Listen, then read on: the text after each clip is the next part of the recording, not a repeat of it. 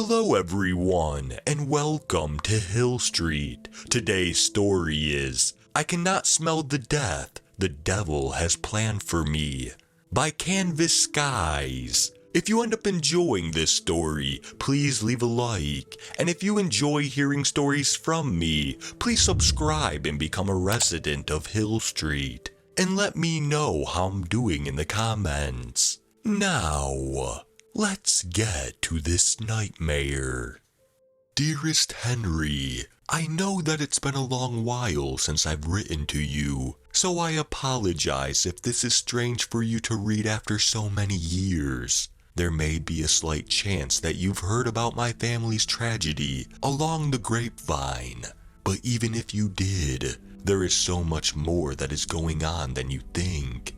I am not in hysterics, I swear to the Lord above, but, Henry, I really wish that I was. Do you remember that twisted tree upon the hill? We used to eat there with Mother and Father on Sunday morning, and we would play with fallen sticks, and we would find colorful stones in the stream. It was the one just to the south of our family's cabin. I took over after they died a couple of years back. I suppose the invitation letter for the funeral I sent never made it to your home, because I remember not seeing you there when they were buried. Anyways, I went out to collect the ripened raspberries, and I collected all that I could see around the base of the hill. When the day nearly ended, I sat upon the hilltop to enjoy the sunset. I noticed these small black spheres that covered the ground beneath the tree. I wondered if they were fruit or some sort of nut, but it clearly was neither of the two. I rolled one in between my fingertips and it popped like a berry. Some cloudy miasma seemed to leak out and hit my nose like embers. It was sharp, but it wasn't a gross scent at all. It smelled like eggs and salt pork almost exactly.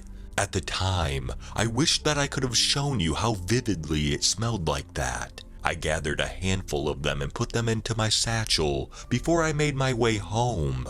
I don't believe that you met them yet, but I had married Thomas from down the road and had 2 children, Michael and Joshua. I was approaching the cabin when I noticed that the lights were off, which was strange because it was the beginning of nightfall. I carefully opened the door. A loud sound had swept the balance out of my legs, and I nearly dropped dead from shock. They lit a candle and wished me happy birthday when I entered my home. I felt something was strange. It was only when Thomas brought me a plate of food that I finally connected that smell that wafted in the air. There, on the plate, was a large portion of eggs and salt pork. Thomas would have taken me for a madwoman for blabbering in half-formed words that I spewed while staring at this plate. How had the fruit smelled exactly like this? Had I been imagining it all? The children stopped dancing, and the laughter and the cheer had ceased. Chaos took the form of silence as they all stared daggers of confusion at me. I desperately attempted to speak, but my tongue simply refused to cooperate. I then reached into my satchel and, to my relief, brought out a handful of charcoal-colored beads to show them that it was real. In the end, I wish I had been mad after all. We all smushed one in and smelled them. I had expected the eggs and salt pork that I had discovered upon that hill, but it wasn't anything near that scent. It smelled of fresh rain. Their gaze of confusion then mixed with worry, as I could almost hear their thoughts of chucking me into some insane asylum. I simply made my way to the bedroom, as I felt the heat of their judging stares on my back. I tried to sleep, but I simply couldn't, even though it was just the sound of a single cricket outside. I couldn't stop thinking about those things. The night soon turned to day, as I awoke the rest for an early start to the day. Thankfully, the children didn't seem to remember about last night all too much. so I was able to ease at least some of my tension. I started opening the windows, but I stopped dead after the second. Henry, when I tell you this, you must believe me. There were no clouds when I picked the berries. I hadn't heard a drop on the roof. There was no possible way it could have rained last night. But there, outside, the trees were drenched and the soil turned to mud. It had never smelled so strongly of rain before in my entire life. I could see Thomas furrow his brow and knew that he smelled the fresh rain last night as well when we crushed these black things.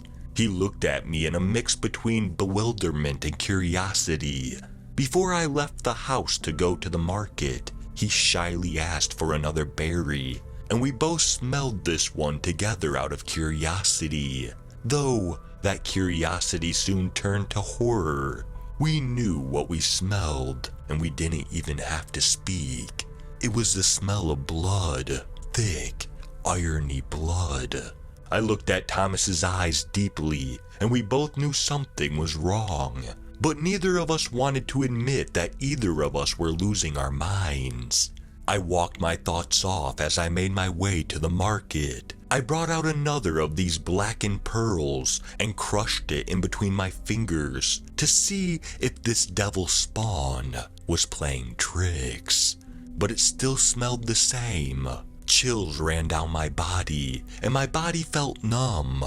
But I kept onward. As much as I wanted to, I simply couldn't join the marketplace's laughter and talk today with the worry that weighed on me.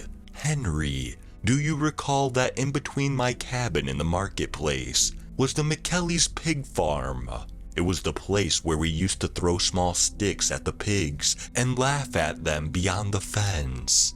Well, it was from there that I could hear the screams from the market. Not even 20 meters down the road I could smell it. It was the same thick blood I had smelled in the morning. My legs began to sprint before I could even think. Michael's screams were shrill, and I soon closed the gap between us. His trousers were stuck on the fence, and the pigs. Oh God, the pigs. Henry, they got so far up his arm that I couldn't see his elbow. I told him not to go near the pigs. I told him many times. Why didn't he ever listen to me?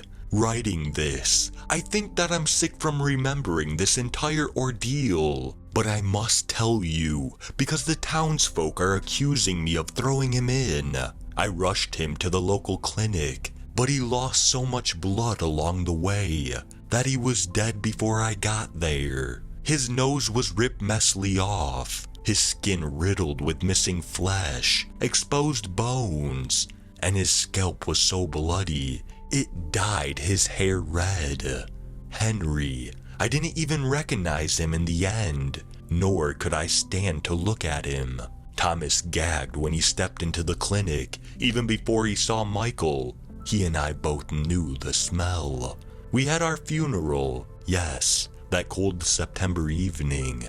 We swore those blasted fruit off, so it was all the more worrying when I saw him later that evening, by candlelight, popping another one and smelling. It may be that he was smelling them out of morbid curiosity.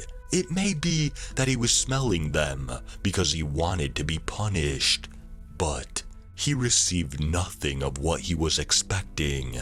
However, when I looked at him, instead of worry or concern, he wore a face of morbid confusion. He said, "It didn't smell of anything." I rushed over and opened one. It smelled of smoke and fire.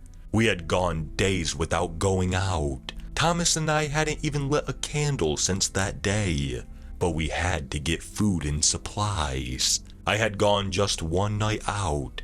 Henry, that's all it was. Thomas even swore not to light anything while I was gone.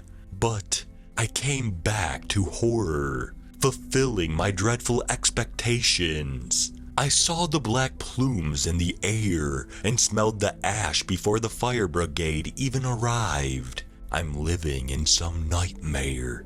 Henry, perhaps I am crazy and this is some odd dream, but I've pinched myself too many times to believe that. Joshua and I are the only ones left now. We currently reside at Cousin Matthew's home now. Joshua didn't take this too well. He stared into my eyes for 100 times too many, 100 moments too long. He never answered my questions or made a sound. He just stared with these hardened eyes. Last night, I was shaken awake by Joshua, and he pinched the fruit into my nose. I yelled and struck him out of fear. I admit, Henry, I know it was rash, but it doesn't matter anymore. Joshua asked me if it smelled like spoiling meat and rot. I smelled nothing, Henry. I smelled nothing. Please help me. Your sister, Patricia.